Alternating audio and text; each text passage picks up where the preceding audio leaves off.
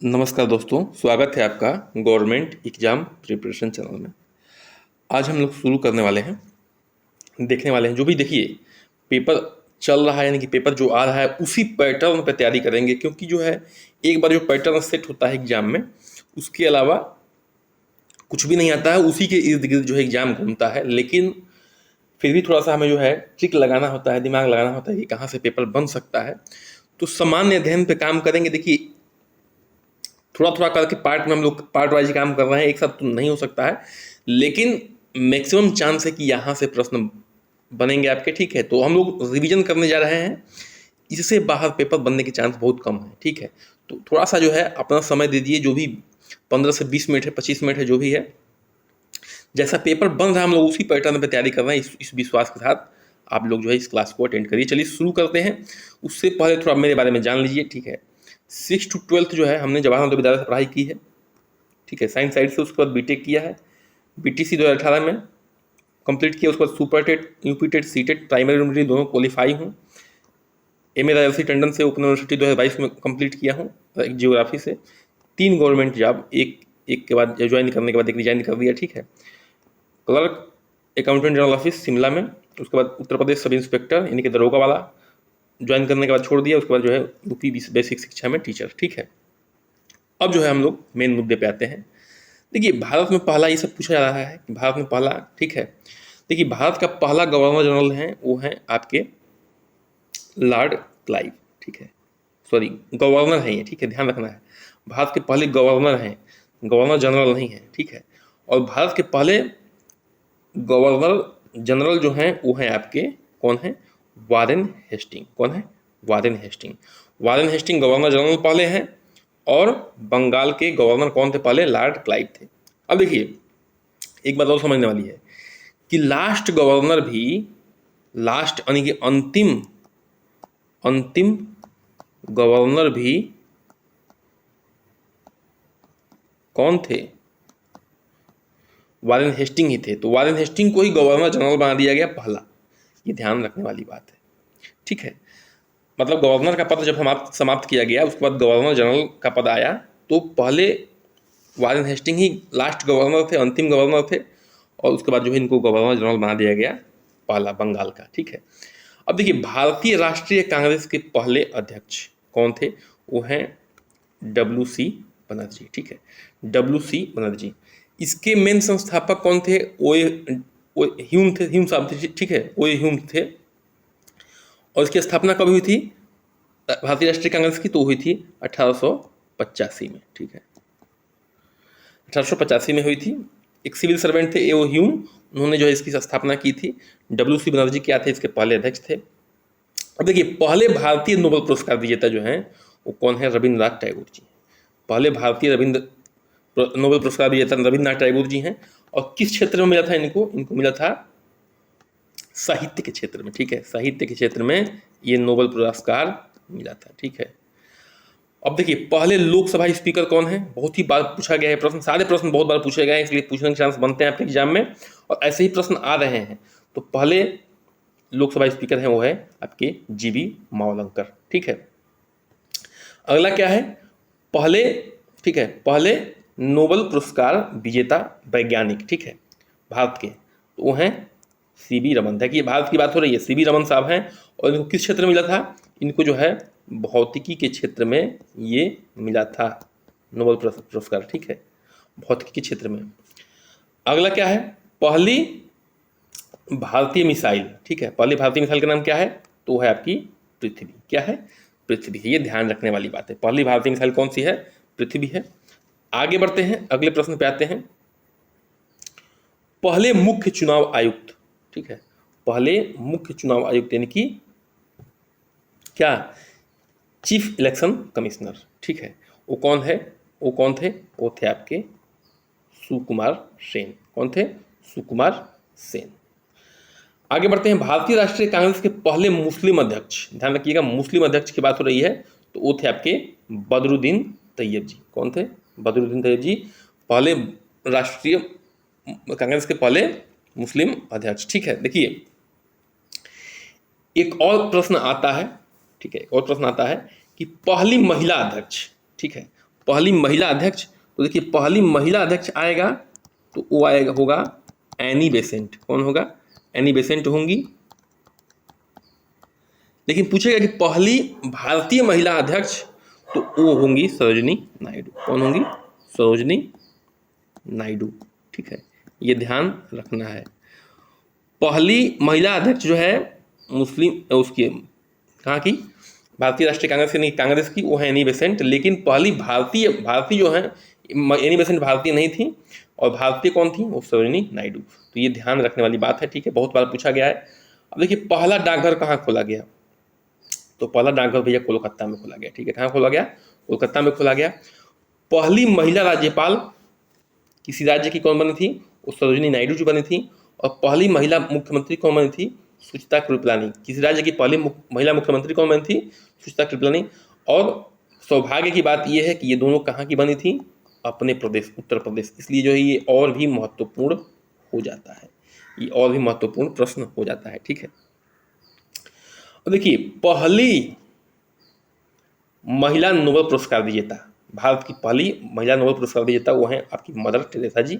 ठीक है, किस क्षेत्र में इनको मिला था? इनको मिला था शांति के क्षेत्र में। ये नोबेल पुरस्कार मिला था शांति के क्षेत्र में। पहली महिला भारत रत्न वो है श्रीमती इंदिरा गांधी। ठीक है, पहली महिला भारत रत्न वो है श्रीमती इंदिरा गांधी। अच्छा, एक और बात, ये भारत की पहली महिला प्रधानमंत्री भी हैं। ठीक है, फर्स्ट महिला प्रधानमंत्री भी हैं। कौन? इंदिरा गांधी जी। ठीक है, और पहली महिला राष्ट्रपति कौन है?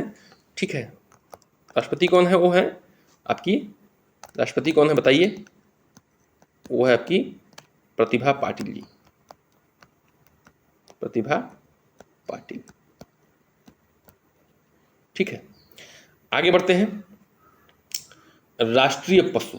ठीक है, राष्ट्रीय पशु पे चर्चा कर लेते हैं। देखिए भारत का तो सभी को पता है, भारत का क्या है? भारत का टाइगर यानी कि चीता है। भारत का क्या है? टाइगर है। ठीक है, यूनाइटेड किंगडम का कौन सा है? ये है शेर। यूनाइटेड किंगडम क्या है? यूनाइटेड किंगडम का जो है राष्ट्रीय पशु है शेर है। ऑस्ट्रेलिया का क्या है? कंगारू है। और न्यूजीलैंड का क्या है? कीवी है। ठीक है, यूनाइटेड किंगडम का शेर है, ऑस्ट्रेलिया कंगारू है, न्यूजीलैंड का कीवी है। ये क्या है? इनके राष्ट्रीय पशु हैं। भारत का टाइगर यानी कि चीता है। अब कुछ इंटेलिजेंस एजेंसियां, महत्वपूर्ण इंटेलिजेंस एजेंसियां जो कि बहुत ही फ्रिक्वेंटली एग्जाम में पूछी जा रही हैं, पूछी जाएंगी। देखिए ठीक है, देखिए सेंट्रल एक्सटर्नल रिलेशन डिपार्टमेंट। ठीक है, ये कहाँ की है? ये चाइना की है। इंटेलिजेंस एजेंसियाँ क्या होती हैं? जो भी बाहरी आक्रमण या जासूसी का काम करती हैं अपने देश के लिए। ठीक है, तो ये चाइना की है इंटेलिजेंस एजेंसी। कौन? Central external licence department. GRU गुरु, FSB, SBR ये कहाँ की है? तो ये भैया रसिया यानी कि रूस की है। ये रूस की एजेंसियाँ हैं। ठीक है, ISI कहाँ की है? आईरिन का नाम सुनते रहते हैं आप लोग, पाकिस्तान की इंटेलिजेंस एजेंसी है। रा और IB ये तो भैया अपने प्यारे भारत की है। ठीक है, रा और IB जो है इंटेलिजेंस दो है एजेंसी, इंटेलिजेंस एजेंसी, वो है आपकी इंडिया की। CIA और FBI ये भी नाम सुने होंगे काफ़ी फिल्मों में। CIA और FBI ये कहाँ की है? ये USA की इंटेलिजेंस एजेंसियाँ हैं। तो ये ध्यान रखना है, सब कुछ रखने वाली बात है, याद रखने वाली बात है और रिवीजन वाली बात है। ऐसा सब लोग जो है पहले से पढ़े होंगे और रिवीजन कर रहे होंगे। नहीं पढ़े तो थोड़ा सा ध्यान दे लीजिए। ठीक है, महत्वपूर्ण संसद। ठीक है, देखिए जहाँ संसद वही जैसे भारत का संसद है, तो जो कि भारत का जो है पार्लियामेंट का नाम संसद है। ठीक है, भारत का जो है क्या नाम है? संसद है। ये इतना तो आपको पता होगा, एग्जाम में आएगा तो यही लिखना है। ठीक है, अब ब्रिटेन का क्या है? देखिए ब्रिटेन का पार्लियामेंट है। क्या है? ब्रिटेन का पार्लियामेंट है। पाकिस्तान का क्या है? संसद का नाम नेशनल असेंबली है। पाकिस्तान के संसद का नाम क्या है? नेशनल असेंबली है। संयुक्त राज्य अमेरिका के संसद का नाम क्या है? वो है आपका कांग्रेस। ठीक है, क्या है? कांग्रेस है। ऑस्ट्रेलिया के जो संसद का नाम है वो है फेडरल पार्लियामेंट। क्या है? Federal parliament. देखिए महत्वपूर्ण है, नेपाल के जो संसद का नाम है वो है आपका राष्ट्रीय पंचायत। क्या है? राष्ट्रीय पंचायत है। चीन के जो संसद का नाम है वो है नेशनल पीपल कांग्रेस। क्या है? नेशनल पीपल कांग्रेस, और ईरान की जो संसद है उसको मजलिस कहते हैं, ठीक है। और कनाडा का भी क्या है, पार्लियामेंट है। तो कनाडा और ब्रिटेन के जो है संसद का नाम क्या है, पार्लियामेंट है। इतना आपको ध्यान रखना है। फिर से एक बार, ब्रिटेन का जो है पार्लियामेंट है, संसद का नाम। पाकिस्तान का जो है नेशनल असेंबली है, संयुक्त राज्य अमेरिका का कांग्रेस है, ऑस्ट्रेलिया का फेडरल पार्लियामेंट है, नेपाल का जो है राष्ट्रीय पंचायत, चीन का नेशनल पीपल कांग्रेस, ईरान का मजलिस और कनाडा का जो है पार्लियामेंट है। ये आपको ध्यान रखना है। अब महत्वपूर्ण समाचार पत्रों पर हम लोग करने जा रहे हैं, विचार करने जा रहे हैं, ठीक है। महत्वपूर्ण समाचार पत्र, ठीक है। अब देखिए यहाँ पे क्या है, the Times, Daily Mirror, the Guardian, the Daily Mail, ठीक है। इनको हिंदी में लिखना थोड़ा कठिन काम है भैया, और ये अंग्रेजी न्यूज़पेपर है, अंग्रेजी में ही लिखना सही है। ये सब जो है लंदन से प्रकाशित होते हैं। कहाँ से प्रकाशित होते हैं, लंदन से प्रकाशित होते हैं, यानी कि ब्रिटेन के ये सब क्या हैं, कह सकते हैं आप, ये सब क्या हैं, समाचार पत्र हैं, ठीक है। अब देखिए अन्य महत्वपूर्ण में जैसे दूसरा क्या है, न्यूयॉर्क टाइम्स, डेली न्यूज, ये कहाँ से प्रकाशित होते हैं, न्यूयॉर्क से। न्यूयॉर्क कहाँ पे है, न्यूयॉर्क जो है आपका यूएसए में है, यानी कि संयुक्त राज्य अमेरिका में है, ठीक है, यूएसए में है, ठीक है। अगला जो है क्या है, रेड फ्लैग है। क्या है, रेड फ्लैग है। ये कहाँ से प्रकाशित होता है, ये चीन में प्रकाशित होता है। कहाँ प्रकाशित होता है, चीन में प्रकाशित होता है, इंपॉर्टेंट है, ठीक है। अगला क्या है, टोरंटो स्टार। टोरंटो स्टार कहाँ प्रकाशित होता है, तो ये भैया कनाडा में प्रकाशित होता है, ठीक है। टोरंटो स्टार जो है कनाडा में प्रकाशित होता है। तो ये ध्यान रखने वाली बात है, महत्वपूर्ण समाचार पत्र हैं, ठीक है। बाकी आप लोग इंडिया को जानते, इंडिया के समाचार पत्रों को जानते हैं, हमें लगता है कि वो पूछा जाएगा, ठीक है, पूछ भी सकते हैं, आसान पेपर थोड़ा बन रहा है, ठीक है। संयुक्त राष्ट्र के बारे में आप लोग जान लीजिए, बहुत ही इंपॉर्टेंट है, ठीक है। संयुक्त राष्ट्र के बारे में जान लीजिए।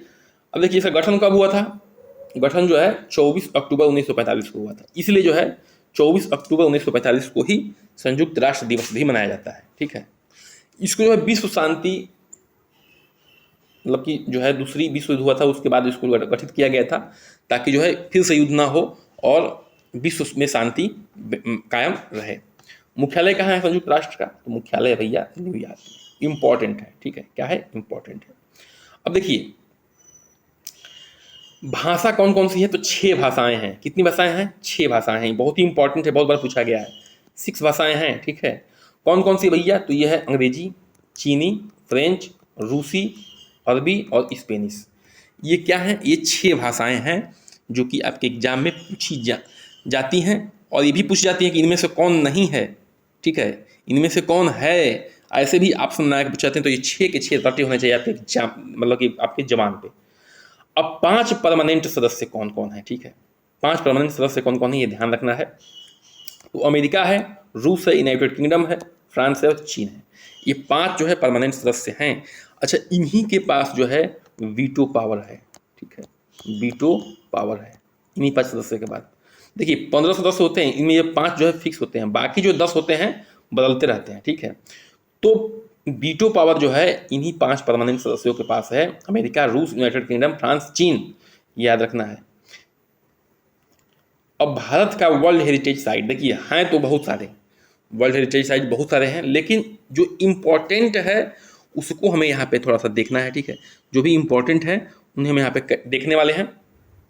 अब देखिए यहाँ पे ध्यान से, ठीक है, अजंता की गुफा, एलोरा की गुफा, आगरा का किला और ताजमहल। अजंता की गुफा, एलोरा की गुफा, आगरा का किला और ताजमहल, ये इसको जो है वर्ल्ड हेरिटेज साइट में 1983 में शामिल किया गया, 1983 में शामिल किया गया, ठीक है। अगला है काजीरंगा राष्ट्रीय पार्क, मानस वाइल्ड लाइफ सेंचुरी, कुलाइडो राष्ट्रीय पार्क, इसको जो है 1985 में शामिल किया गया। ध्यान रखिएगा, फिर से बता रहा हूँ, इतने ही नहीं है, बहुत सारे हैं, लेकिन जो इंपॉर्टेंट है उसी को मैं आपके सामने लाया हूँ, जो एग्जाम में फ्रिक्वेंटली पूछ जाते हैं। अगला जो है सांची का स्तूप है, इसको जो है कब लाया गया था, 1989 में इसको जो है वर्ल्ड हेरिटेज साइट में शामिल किया गया था।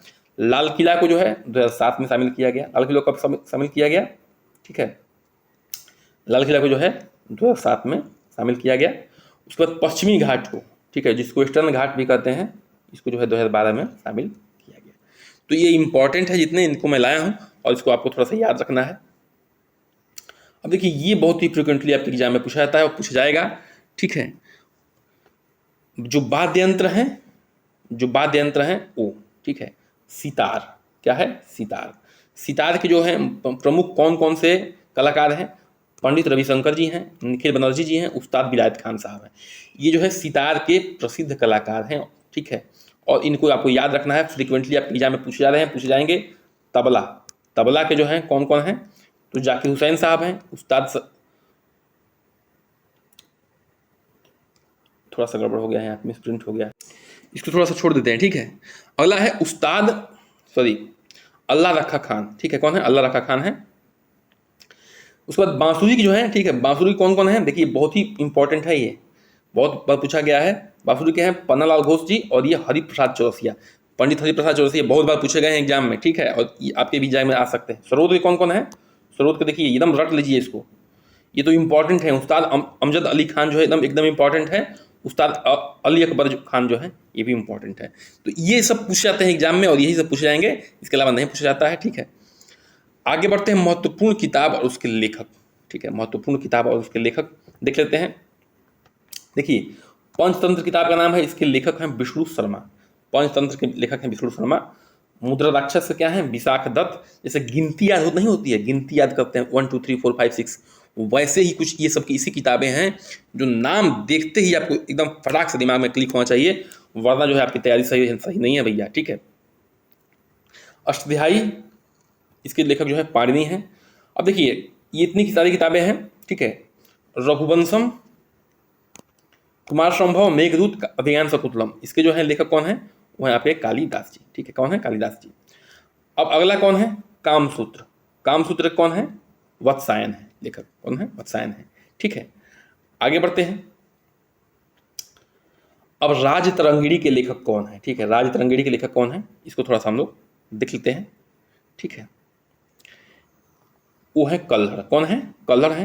अर्थशास्त्र, वही अर्थशास्त्र, कौटिल्य, ठीक है। एक फिलॉसफी की बुक है, कैसे चलता है राज्य, ठीक है, ये कौटिल्य लिखे हैं। कौटिल्य कौन थे? आप जानते हैं, मौर्य साम्राज्य के जो है संस्थापक, मतलब स्थापना करने में इनका बहुत महत्वपूर्ण रोल था, ठीक है। भगवत गीता, महाभारत, इसके लेखक कौन है? वेदव्यास जी हैं। बुद्ध चरित्र के लेखक कौन है? अशोक घोष जी हैं, ठीक है। गीत गोविंद, इसके लेखक जयदेव हैं। कदम्बरी, इसके लेखक जो है बाणभट्ट हैं, ठीक है। आगे बढ़ते हैं। शाहनामा, इसके लेखक जो हैं कौन है? फिरदौसी हैं। कौन है? फिरदौसी, ठीक है। आईने अकबरी और क्या है?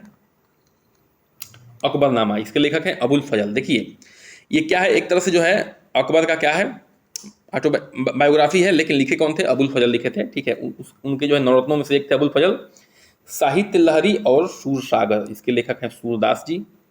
बीजक रामायणी और शबद, इसके लेखक हैं कबीर जी, ठीक है। हुमायूंनामा भी क्या है? ये भी जो है आत्मकथा ही है, मतलब कि किसी की बायोग्राफी है, लेकिन इसको लिखी कौन थी? गुलबदन बेगम जो है हुमायूं क्या थी? हुमायूं की जो है ये क्या थी? ये बहन थी, ठीक है। आगे बढ़ते हैं।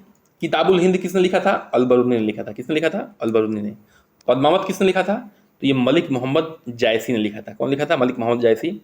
अब देखिए ये इंपॉर्टेंट है, चित्रांगदा, गीतांजलि, गोरा, इसको लिखा था रविन्द्रनाथ टैगोर जी ने। चित्रांगदा, गीतांजलि और गोरा रविन्द्रनाथ टैगोर जी ने लिखा था। अगला क्या है?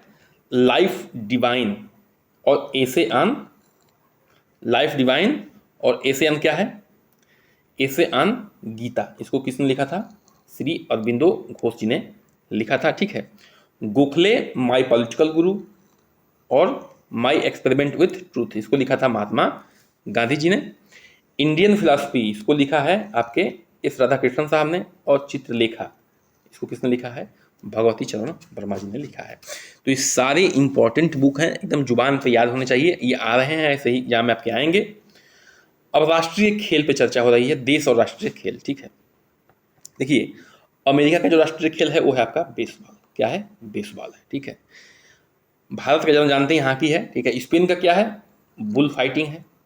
कनाडा का क्या है? आइस हॉकी है। ये ध्यान रखना है, अमेरिका का बेसबॉल, स्पेन का बुल फाइटिंग, कनाडा का आइस हॉकी। रूस का क्या है? चेस है। क्या है? चेस है। इंग्लैंड और ऑस्ट्रेलिया का क्या है? क्रिकेट है। भारत और पाकिस्तान का क्या है राष्ट्रीय खेल? हॉकी है। चीन का क्या है? टेबल टेनिस है। एक बार फिर से रिवाइज कर लेते हैं। अमेरिका का बेसबॉल, स्पेन का बुल फाइटिंग, कनाडा का जो है आइस हॉकी, रूस का चेस, इंग्लैंड का जो है इंग्लैंड और ऑस्ट्रेलिया क्रिकेट, भारत पाकिस्तान का हॉकी, चीन का जो है टेबल टेनिस। तो आशा है समझ में आ रही होगी बातें।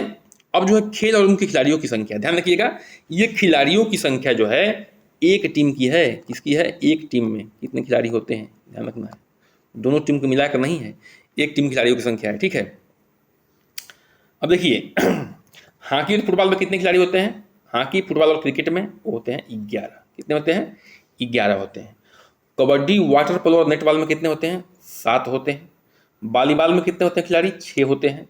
बेसबॉल में कितने होते हैं? 9 होते हैं। रग्बी में कितने होते हैं? 15 होते हैं, ठीक है। फिर से एक बार रिवाइज कर लीजिए। हॉकी हॉकी, फुटबॉल और क्रिकेट में होते हैं 11। कबड्डी, वाटर पोलो और नेटबॉल में होते हैं 7। वॉलीबॉल में होते हैं 6, बेसबॉल में होते हैं 9, रग्बी और फुटबॉल में होते हैं 15, ठीक है। तो इसी के साथ जो है आज का सेशन हमारा क्या होता है? समाप्त होता है। बिल्कुल जो है ऐसे ही बने रहिए, क्योंकि मैं ऐसे ही वीडियो लेके आऊँगा आपके लिए, ताकि जो है एग्जाम में डायरेक्ट आप वहाँ से क्वेश्चन बने एकदम इंपॉर्टेंट वाला, ठीक है। तो चैनल को सब्सक्राइब कर लीजिए बिल्कुल, और लाइक करिए, शेयर करिए, कमेंट करिए, बन रहिए हमारे साथ। नमस्कार, जय हिंद।